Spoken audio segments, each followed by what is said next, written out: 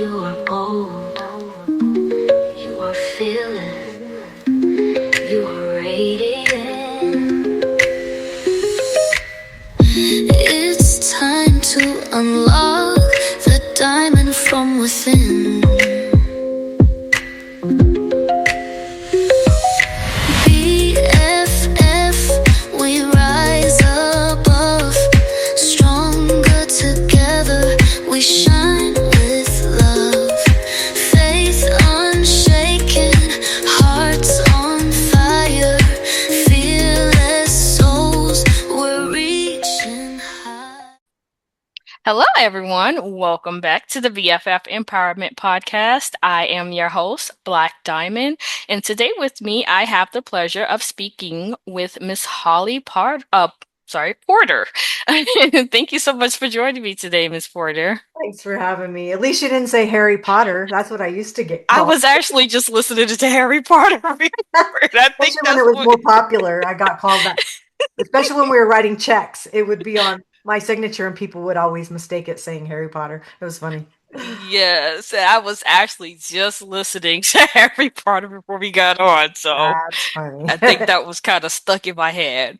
Here I But come. welcome. And can you tell the audience a little bit about yourself before we jump right on in? Oh, sure. I'd love to. Well, I am I guess, labeled serial entrepreneur. I've had 11 startup companies, not counting other businesses I've helped my kids start.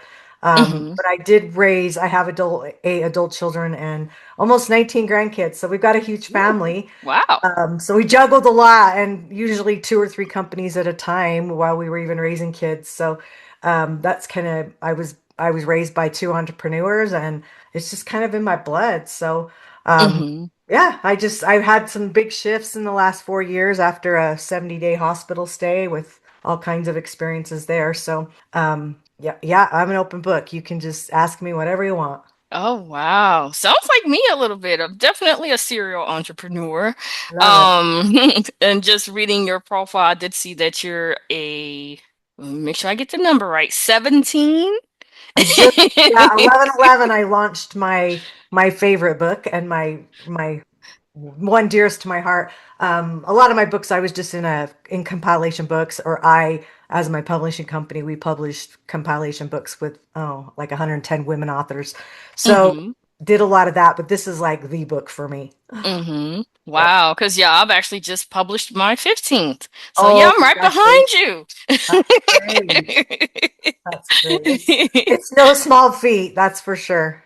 Yes, definitely, because I've been writing like all my life, but started publishing in 2016 was when I published my first. I started out also contributing to anthologies with Yeah, other authors and poets and things like that, and then decided to kind of venture off and do my own thing. I love it. Yeah, it's a good way for people to start though. For Mm-hmm. sure. And I've done a lot of trades. If people were in my book, I'd be in theirs, and we swapped and things like that. So it's easy to get more books when you do it that way. But Yes, because this yeah, I've one, no, this one's 15 mine. published and then I've co-authored or been a part of 4 additional. Oh, amazing! Yeah, amazing. Hmm.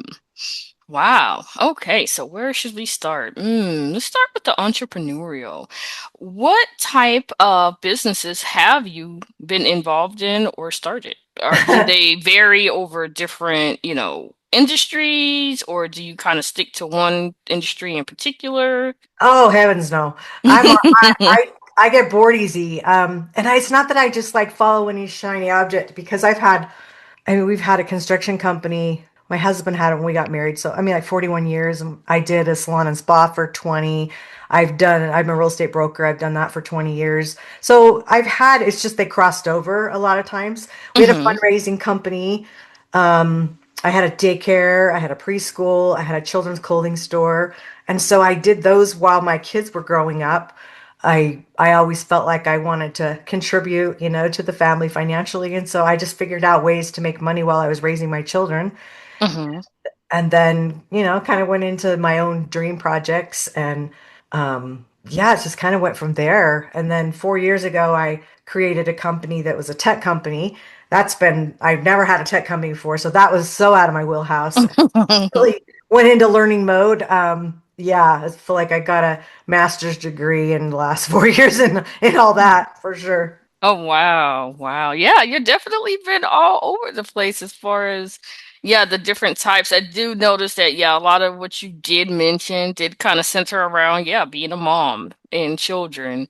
And I think that's kind of what I've always done like adult books, but once I became a mom, I started kind of switching gears a little bit and started doing some children's books. I still do adult books, but I've definitely been doing more children's books just because I started reading and writing as a child, and that's kind of where my love started for reading and writing. So I wanted to, definitely contribute to the literacy of my child by actually creating books for him and having him create his own. Nice. Yeah, it's definitely a motivator when you have something going on in your life that you can write about. I mean, like I Hmm. did, two of my books were for real estate. They were for buyers and sellers. And I would do projects through my publishing company that would be like other agents could use the contents of the book. So I Hmm. wrote it and then I would license them to use it. I would create them a custom cover. They could do a letter from the author inside, and then the back was kind of about them and doing real estate. Oh, like ghostwriting, Like basically. yeah, it was like Yeah. ghostwritten for them, but it was more of the new business card. It was, under 100 pages. It was something Hmm. they could give as a gift instead of a Hmm. business card that shows them as an expert. And so that was a good project, but those were, so several of my books were under 100, and that's usually what I hear is they need to be around 100 or more to really, be a substance to be a book. And Hmm. but that's okay. It just, like I said, the idea, the purpose was there, and so I created Hmm. it, and it helped a lot of people. And I even did the As Seen On campaign, not just the bestseller with it. I do the As Seen On. So like when you see people advertising, seen on ABC, NBC, CBS, whatever, Hmm. they would get that because it was already through the book already had that title and the number one bestseller, and so they could market it that way, and then they could also put those tags on their real estate signs. So I give them all the Mm. proof, that they had Hmm. that. And then, I mean, how many agents do you drive by a house and see a listing and see as seen on and have all those logos listed there? So that was Exactly. kind of an outside the box project too. Oh, I like that. I like that. And you said your parents were also entrepreneurs, so that's where you got the, I guess, the drive and the ambition from. What type of businesses did they do when you were a child? My dad stuck with one thing, which is Hmm. smart for many of us.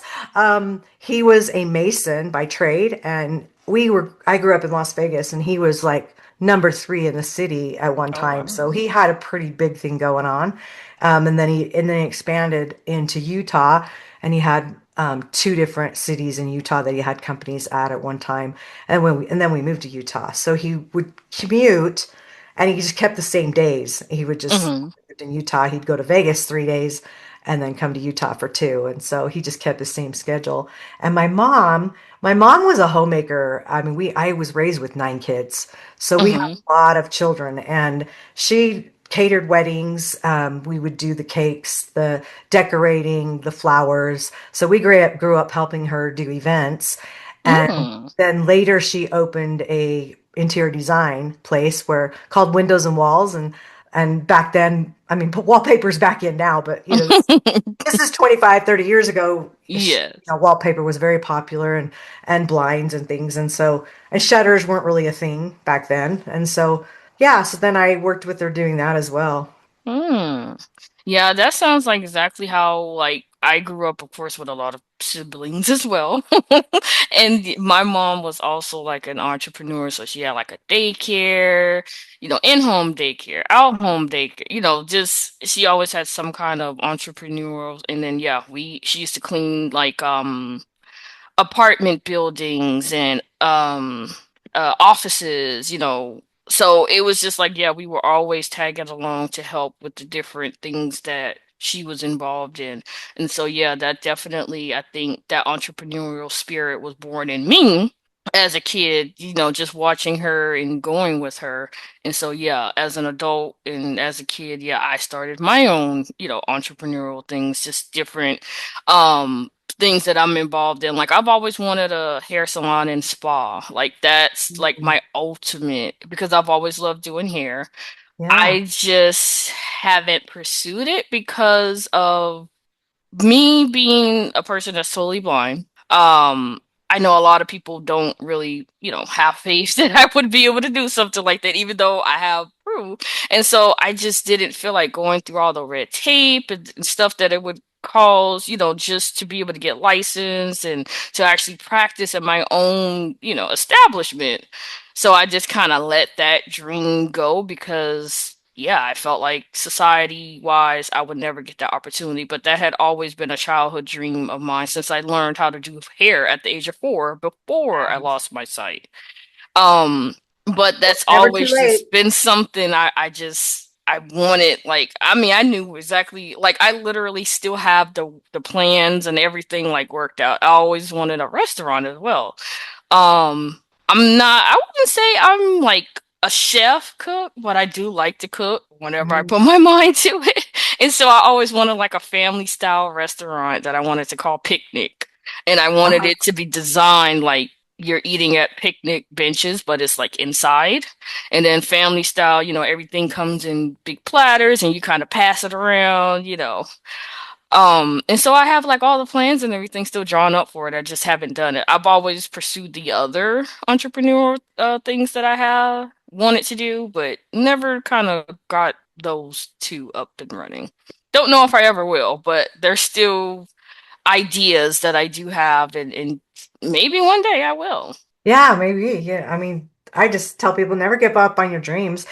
Dreams change though, and they evolve, and sometimes you realize that that's all it needs to be. It doesn't have to come true, maybe something maybe that's less time consuming or whatever, would be better option. But I think it's just finding that discernment when you're Mm-hmm. something new. And I love creating new things. Like that's Me too. I mean, I didn't ever give up on really any of my businesses. I would sell them, or if I was moving, or there were a couple that I would just close because they weren't profitable, and Mm-hmm. that was okay. It was just it wasn't failure to me. It was a learning lesson, and it helped with something else. And if I could sell it and build somebody else up, I mean, my salon, I had 4 locations in 20 years, and Oh every time wow. I left, another salon would move into my location because I had already spent the Had money setting set it up. up and plumbing it. Mm-hmm. If my clients couldn't find me and they went there again out of habit or wanted a haircut and stayed there because they were doing a good job,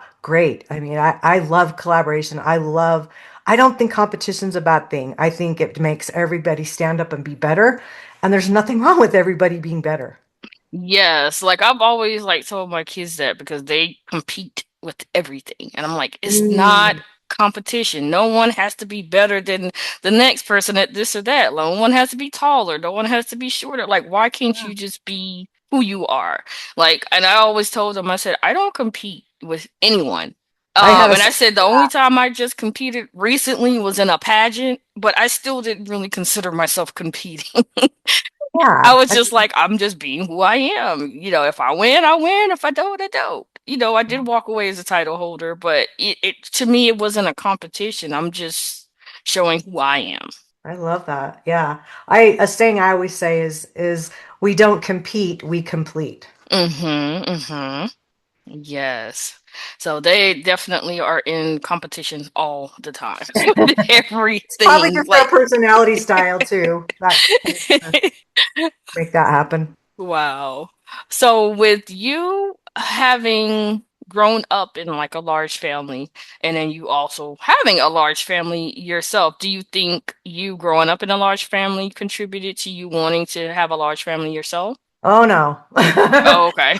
I mean, four is still pretty good size in these days. So I had 4 children, and my husband had 4 children. We had 2 girls, 2 boys each. Hmm. And so we put 4 girls and 4 boys together, and we've been married about 24 years. So I had them from about The youngest was 6.5, the oldest was 19. So we raised them all. We had custody of all of them in our home.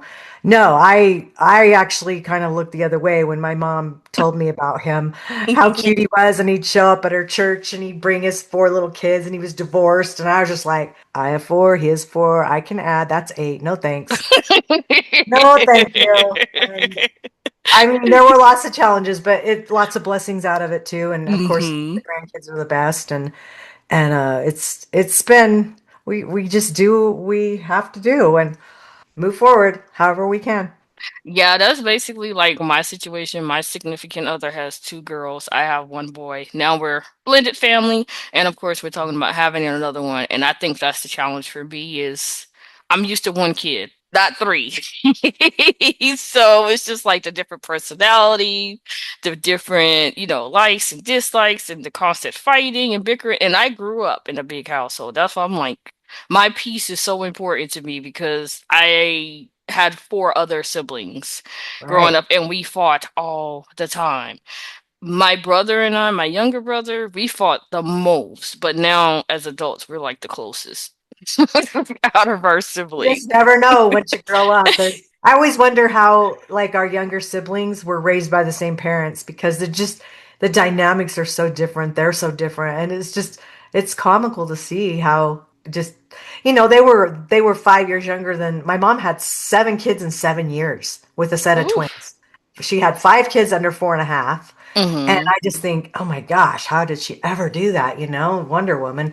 And I think it would be more challenging to do that nowadays. You don't see that as much, just mostly probably because of finances. Oh, there we But go. the two that were younger, the eighth and ninth, yeah, I just feel like the dynamics were so different. And by then we had moved to Utah, so it was different. I mean, Hmm. we were in a town, 25 miles from bigger city, and so you had to ride a bus. And I think, yeah, things were just different for them. But even as adults, you just look back and you're like, how are we How raised are the we all same? raised together? You're like, yeah, It's we're weird. total opposite.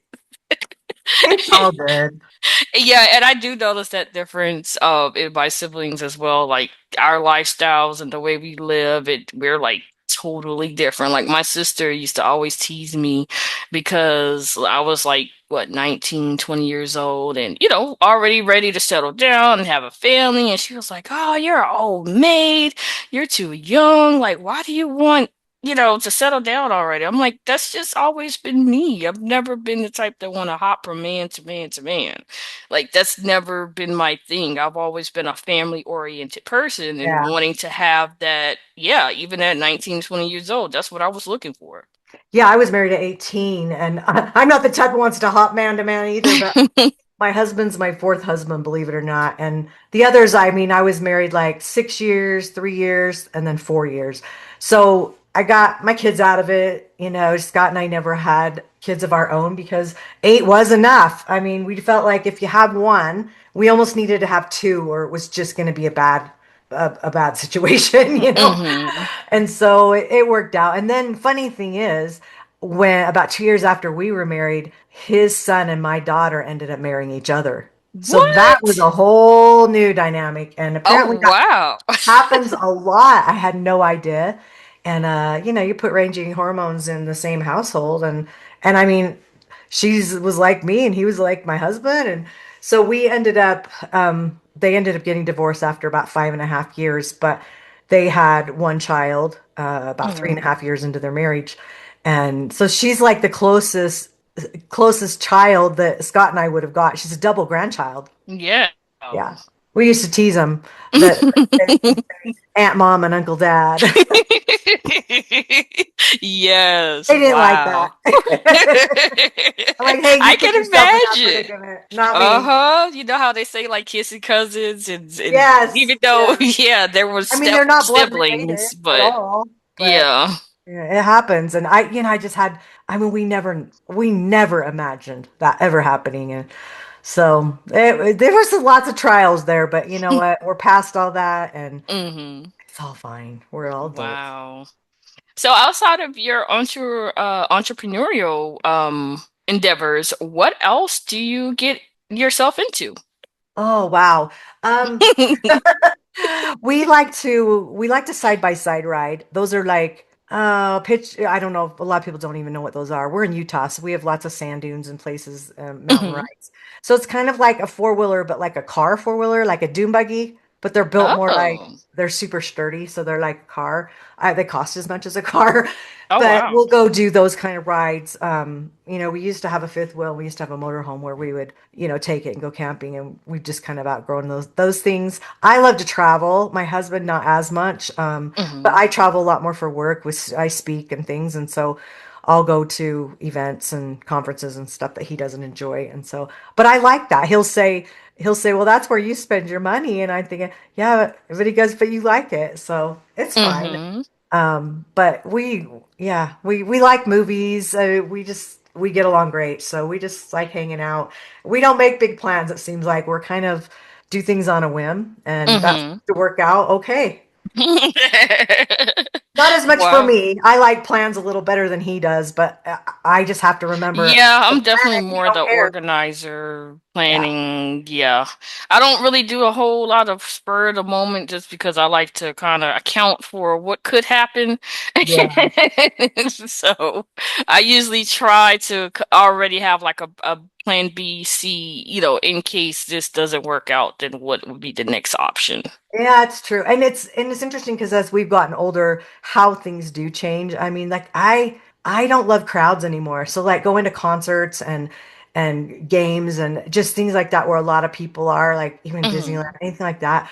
I mean, but I had COVID for that 70 days I was in the hospital, and I was intubated twice, had a trachea, had sepsis, Oh, other wow. life-threatening infections and things.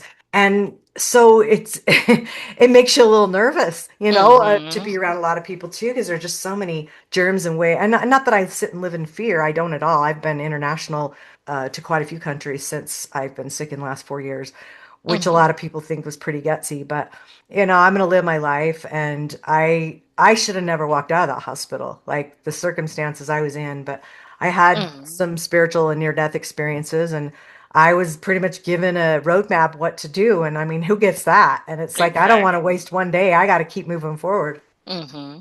Wow, it's just so crazy how like COVID just affected so many people in different ways. Like I literally when I had it, I didn't believe I did because I was, I guess they call it asymptomatic. So Oh, I lucky. had literally no symptoms. Like my son was exhibiting the symptoms. So I took him to be tested and they were like, "Oh, do you want to get?" I'm like, I mean, I guess I'm around him, so I might as Right. well get tested too. And then he came back negative and I came back positive. I'm like, "How? Oh, I feel fine. Like, what are you talking?" I'm like, "Are you sure y'all didn't accidentally mix up the test or like there's just no way." And they're like, "No, you are positive." I'm like, "I feel fine. Like, I feel wow. nothing." I was literally cleaning the house, working around. Like, I'm like, okay, I guess I'm out of work for a month to do nothing, but okay. But Yeah. it was like a situation too where it was like wintertime and we lost power because of like the Oh, snowstorm or whatever. And like, we stayed in the house for like 2 days and it was freezing. And I'm just like, we can't stay here, we have to leave. And I was so paranoid of leaving the house because I didn't want to, anyone else to get sick. yeah. Um, and so I was like, you know what? We gotta go. We gotta leave here. And so I ended up calling the Lyft, and then I just so happened to get a driver that was super friendly and wanted to talk. And I'm just like, I'm trying not to get anybody else sick. I'm trying to don't talk to me. Oh my goodness. Because of course it was airborne and yeah, so I had like mask on and all this kind of stuff, but I was just like super because yeah, I wasn't sure and I didn't want to be responsible for passing it to somebody and they died from it, even though it Right. didn't affect me to have any symptoms. And it was just like crazy how like the same, I guess, sickness affected so many people so differently. Well, and how it affected the whole world at the same time. Hmm. I can't think of anything in the history of time that I mean, of course, we've got the internet where we hear it more, but I mean, for the whole world, I don't know anybody on the planet that doesn't know what it is. You know, Mm-hmm. everybody suffered some way or another and probably knows somebody, if not had a very close person to them that died. And Mm-hmm. it's horrible. I mean, it was a horrible thing. And Yeah. I never thought I'd get it. I was always super healthy. I walked in that hospital on 0 drugs and I walked out on 12. I was a Wow. wreck. And I was a wreck for a long time because the long COVID hit me after and nobody knew anything about it. I mean, we were their statistics. So trying to Mm-hmm. get help from doctors, they're like, you're teaching us more than we know. And Exactly. I'm like, why am I paying you? Why don't you pay me? Yeah, because I actually had a friend whose daughter ended up with it, and she was like, at the time, I think she was like 6. Oh, wow. And it literally wiped out her entire immune system. Yeah, it did me too. So she's like, ever since then, like she hasn't been able to go to school ever since because she can't be around other, like to this day, she's still being affected by it because she developed some kind of rare, like, um, anemia or something where like her body isn't producing like red blood cells on their own. And then now she's on the verge of having to get a bone marrow transplant and all these different, and it's all from Odds. her having COVID. Yeah. Yeah, they told me, I mean, I ended up with pulmonary fibrosis was my first diagnosis. There were a whole list of them, but they said I needed to get on a lung transplant list. And, I mean, I've done so much work to get better. It's like going from that to now them saying I don't even need my annual test next year for a CT scan and pulmonary function test. It's like, that's right. I mean, the scarring's still there, but because it hasn't Hmm. got worse in 2 years, I mean, that's a great thing. And so until I start having challenges, it's like I went from, 0 doctors. Well, technically one I had established with one just Hmm. before I got sick to having 9. I had a Wow. specialist for everything. So it was such a shift in my health. And I'll tell you, it's just there were so many miracles to my story because I Hmm. never had insurance my whole life. I mean, how we had that many kids and never had anything catastrophes happen. We were so blessed. But 2 months before I got sick, I got talked into getting, a plan because we were entrepreneurs. So we never were offered anything through our jobs or anything like that. Hmm. That's why we didn't have it. And Oh, we didn't wow. want to spend the money because nobody had any challenges. We weren't on medication, so we did fine. But she said, let's just see. And it was reasonable. So I got it. And my Hmm. bill ended up being $1 million. You experiencing what you experienced with having COVID is definitely an exercise in resilience because, whew, man, Yeah, it was for sure. It was every to kind of challenge. bounce back from all that, like, wow. Yeah, it was not fun, but it shows we can be resilient. Hmm. Hmm. Yeah, resilience definitely has been a part of my life. And sometimes, people always say like, oh, you're so strong, and I'm like, don't you think I get tired of being strong? The fact that I always have to be strong means I'm always going through something. Why Hmm. can't life just be easy street for me so I don't have to practice being strong and being resilient? And, I'm like, because the only way you're going to show resilience is if you've had to overcome something. Right. That means, yeah, you've always had some kind of strife in your life. And I'm like, I don't want that. Like I'm glad you are inspired by me and the things that I've done and overcome, but like I'm ready for life to just be easy. Like hard pass. You know what though? God doesn't give anyone trials that they can't get through, whether they think they can or they can't. Hmm. They're right. And I just think it gives you character and this you have to look at things as lessons and building what can I learn from these? And I think that's the $1 million question that because 2 years after I got out of the hospital, I call it my 2 years of hell. I prayed every day I would have died. I was so sick still, and I had all these diagnoses coming, and I had a clear vision of what I was supposed to be doing, and I had so many things going against what I was supposed to be doing. I cried every day, and I'm not a crier, and it was awful. It was like every bad day you can ever think of, times up by 100, and that's how I felt every single day. I was dealing Hmm. with PTSD and anxiety and depression. I'd never dealt with any of those before. Hmm. And I think it was just the question that I would say is the $1 million question is to ask yourself, what do I need to learn from this experience so that I can move through this quicker? And I think it's just, I had a message given to me. I have a lot of intuition and get some divine downloads, especially more now. And Hmm. the message I heard very clearly was love them where they're at. And if I would have remembered that being part of my near-death experience when I was going through that 2 years, I would have reacted differently. I would have not had those lessons that I know I needed for the philanthropy work I'm doing in the future and what I'm building in the future. And so, yes, I would never choose to go through what I did again. But knowing what I know now, it's like Hmm. I'm glad it's behind me, and it's made me a lot more resilient and a lot more stronger to be able to handle hard things. And moving forward, it's like I just know that in the future, when I go through a hard thing, that's the number one question.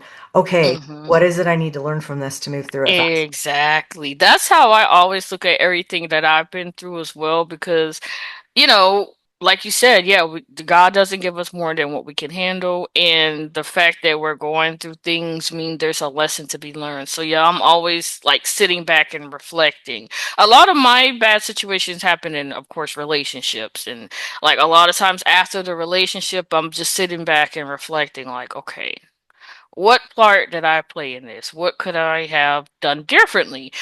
What did this why did this happen? And a Yeah, lot of times, yeah, I come afterwards, and like the lesson that I was supposed to learn, I learn it. And so when I go to the next relationship, I'm like, okay, I already been through this, I'm not going through that again. This is my boundaries, this is my standards. If you can't do this, then this is not going to work. right. Right. It's simple if it's like it can be simple, we make it hard. Hmm. Hmm. Yeah, I definitely believe that sometimes, and then a lot of times we have that intuition and we choose to ignore it because, and I think for me, yeah, I always like to see the good in people and give them chances to change and do this and that. And then a lot of times, yeah, the answer is already there. We just choose not to listen. Yeah, I agree. So I was like, Avoid, yeah, a lot of the avoid. stuff I could have probably avoided if I had just Mhm. listened to that little voice. But, just be who I am and wanting the best in everybody and to see the best in everybody. I was just like, oh no, maybe, what if, maybe I can help and, kind of, yeah, make those excuses. Yeah. Well, we can always make excuses. You know, Mm-hmm. yeah, definitely. It's easy to not want to focus on what you need to focus on and get those. I'm the biggest shiny object follower around, and I've learned, especially with this last book process, I had a download that was like one of my top probably five I've ever had of something to do that I'm working on now. And I had to sit on my hands many days because I was so excited to focus on it. And I knew now was the time, but I knew I needed to get that book done because I was not going to miss my deadline. And it was challenging, it's Mm-hmm. like when you're so ready and know something's supposed to be happening. So now that the book's launched, I get to, it's like that's your reward when you're done. Yes. And what is the name of your latest book? It's called Near Death Shift: What Dying Taught Me About Life, Business, and Purpose. Ooh, I like it. And so is it about like your COVID journey or is it just about your whole life in general? Well, it's the first book I've really talked about personal stuff. So Hmm. I put it into two. I want it under genres of spirituality and personal development. Hmm. And so we did it in two parts. Part one is my story, tells, a lot about, my whole life stuff coming up. And then the whole COVID journey, the spiritual transformational experiences I had, the near death experience, the out of body experiences. It kind of, talks about a lot of those. And then the second part is around the SHIFT acronym, which is Hmm. surrender, hope, intuition, transformation, and faith. Hmm. I did that out of order, but anyway, Yes. to, and I'm an acronym person too, so I love finding yeah, taking words and making acronyms out of them. and while I was doing it, there were so many different divine downloads coming to me in how that was going to look and work out. And I remember getting edits back from my editor, who was amazing. and reading, especially in the personal development piece of it, and realizing God had has his hands in that book, because I didn't even remember writing some of that stuff. I was like, oh my gosh, she knows this book better than me because she's edited it so many times. And I would just think, oh my gosh, I don't even remember that part. Like my story, of course, part one was my Mm-hmm. story, but the second part, I mean, it was just, yeah, a lot of divine intervention going on in there. Oh yeah. That's how I actually kind of felt when I would go back and listen to my book. The book I published before my 14th book, basically, because it was my first nonfiction book that was a memoir based Uh-huh. on my life experiences with domestic violence and being a survivor of sexual abuse and child abuse and all of that. And it was just like going back and reading and actually hearing that. I'm like, that's me? Like, I wrote this? This all, it was like, it was an outer body experience, as if I was listening to someone else's story. Yeah. Yep. And Yeah, I'm and just I'm sure a like, lot of oh. people can relate to that have gone through even just journaling experiences, I'm sure, because I think when we heal and we're moving past things, it that's why you feel that is because Mm-hmm. I mean, it's like I'm a speaker and we train people that you should never be on stage speaking about something until you're through it. Because Mm-hmm. you're not the teacher at that point. You're still a student. You're still learning how to go through those emotions and process all that stuff that had happened, that trauma, whatever it is that you're speaking about.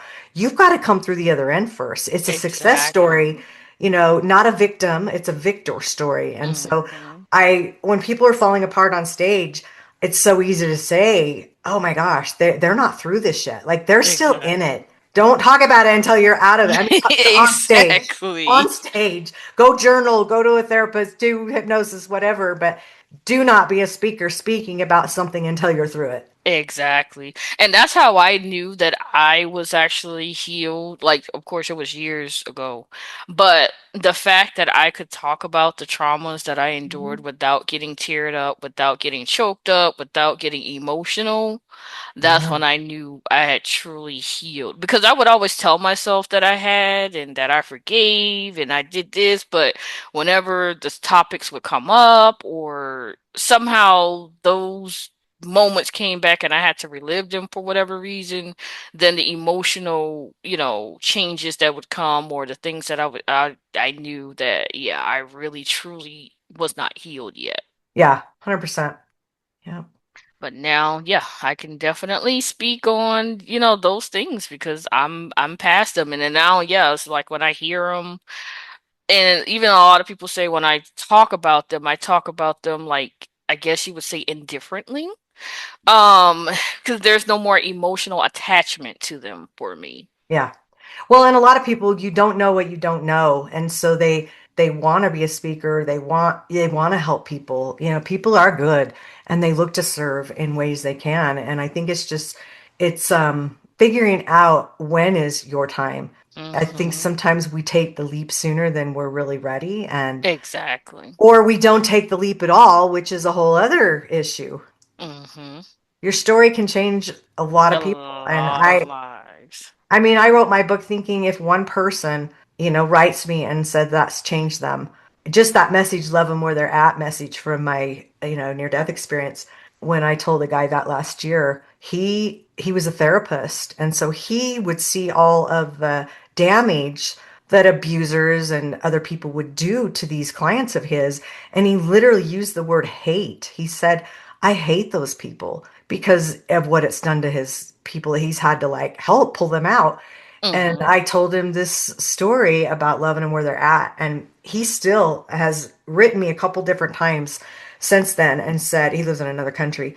And he said, "You changed my life. Those words changed my life." He said, "You're right. It's not my place to judge." And he says, I will never look at that the same. And I thought, Mm-hmm. wow, that shift in him was worth it. It was going on Mm-hmm. this bit. I went on a business cruise and it was so worth it just to see that change it made in him. Mm-hmm. If someone I can change agree. from love to hate in Yes. like in a snap, like he did, I mean, what other kind of changes are possible? Exactly. Yeah, you never know how your story can heal someone else, and that's why I do what I do here at the BFF Empowerment Podcast. I not only share my story, but I let others share their journeys and their stories because just hearing someone else has been through something you've been through or someone you know has been through and how they've overcome it and come out of it resilient and strong and empowered, like it could be the medicine you need to help Yeah, you get through what you're going through. that's right. That's right. Nobody Uh, does it alone. That's a big thing. That's correct. Yeah, that's and unfortunately for me, I have done it. I mean, of course, with God, but as far as having that support system and people, just encouraging me or empowering me, yeah, I've had, and I've always told people that too. Like, yes, you want that support, you want that community, you want that, but you have to put in the work to heal yourself. Like you can't depend on anyone else to motivate you or to empower you. You have to develop that because if they're not around, then what are you going to do? That's right. You have to be responsible for your own healing journey and whatever your higher power is or whatever your spiritual beliefs are. Yes, that will be part of your path and healing the work. And I can share a little bit about that too. When I started going to all my doctors, I realized, I mean, the day I found out I had a lung disease, I didn't know because I wasn't experienced in knowing when you're sick, especially COVID, that brain fog is a real thing and Mm-hmm. it messes with me even still. And I went to this doctor and, he had, I consider no bedside manner. I mean, he literally turned around at me. He hadn't even told me I had pulmonary fibrosis yet. That was to come. Mm-hmm. Um, by the way, an hour before that, I had what they call an account takeover. I had 12 bank accounts in my bank that were basically zeroed out. Oh, It wow. had my down payment to my house sitting in there and transferred out. I mean, it was like a horrible one of those top 5 days you'll never forget. You Mhm. lost all your money. We did get it back, luckily, but you lost all your money and you got a 2 to 3 year death sentence from your doctor, one of those days. Mhm. Anyway, he just turned around to me and he said, we ought to talk about putting you on a lung transplant list. And I looked at him. I mean, I'm by myself. I'm already distraught from, the whole bank situation an hour before. And he goes, well, we can talk about it another time. And I'm like, well, I might as well get all of my bad news in one day. And I said, do you even have the right? I had COVID. Do you even have the right file in front of you? And he said, well, yeah, now we have a diagnosis. And I'm thinking, dude, start there. Like, why would you tell me I need a lung transplant? That's the first thing you say to me, you know, not hi, how you doing? How are things going? And nothing. It was just like, we ought to talk about getting you on a lung transplant list. And obviously, I switched doctors. I think I went to him back one more time just because we were in the middle of all the tests. But and then I Mhm. switched pulmonologist because I thought I don't need somebody like that. But the lesson out of it was to learn that you need advocates. You need to be number one. You're your first and best advocate. And when you're not capable mentally or physically or emotionally to be handling that kind of news, which I wasn't, but I didn't know. So after Mhm. that, I made sure my husband or one of my good friends or a sibling was with me, or I would record it, so that you understood what they were telling you. Because, and then I started journaling like what I needed to ask them the next time I saw them.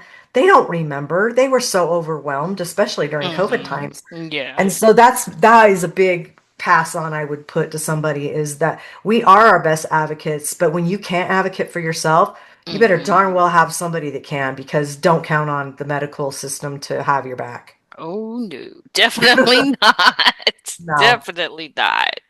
And I don't mean that disrespectful. It's just the truth. It was my Yeah. experience and I saw it firsthand. And so that's what I would recommend to others. Yes, ma'am. All right, so we have come to my favorite part of the show where we play What is she thinking? So I am going to give you five random phrases. You're going to tell me the first thing that comes to your mind. You don't have to think too hard about it. Just something a little bit fun to get to know you. Oh, sure. What is she thinking? What are her thoughts? Quick, fast, no blinking. What do you got? All right, so your first one is fall means. Warmth. Warmth. All right. Give me energy that makes me. Say that again.